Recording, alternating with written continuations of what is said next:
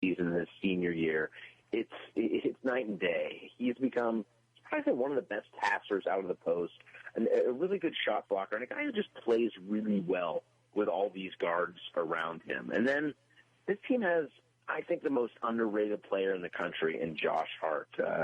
He's like a 6'5" wing. He's a junior, and he just does it all. He shoots, passes, he rebounds. He's a team's leading scorer.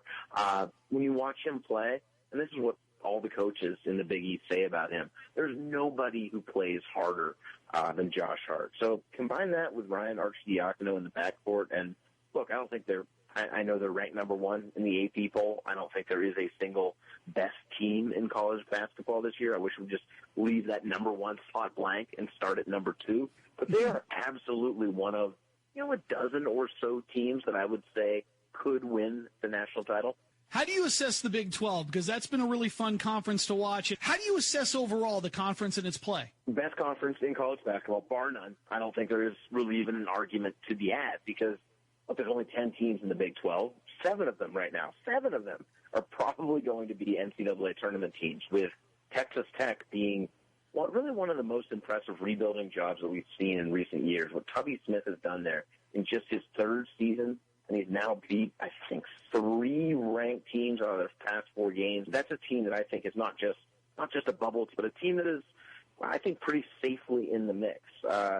Look, the thing about the Big 12 is you go through that conference schedule, and teams just beat their brains in for 2.5 months straight. So you're going to have some of these wacky losses. But, yeah, to me, I really don't think there's much of a comparison. As far as conference RPI goes, which is a flawed statistic, but it's an important statistic, this is the best conference RPI we've seen as far as the Big 12's RPI this year as a conference in more than a decade. Reed Forgrave, Fox Sports, talking some college basketball. On Saturday, I watched Kentucky play Texas A&M and lose on the road, but I keep wondering about this Wildcats team. And because the field is more wide open and there's no real dominating team, I'm wondering where Kentucky, because they always come in with such high expectations, is Kentucky a team that has got a national championship kind of team, especially this year?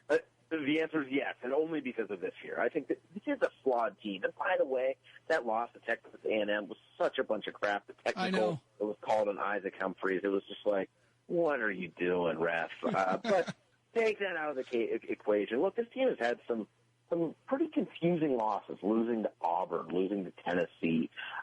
They are not nearly in the same – they're not really even in the same conversation as last year's Kentucky team, which I still think is probably – one of the top 10 teams in college basketball history, even though they didn't win at all.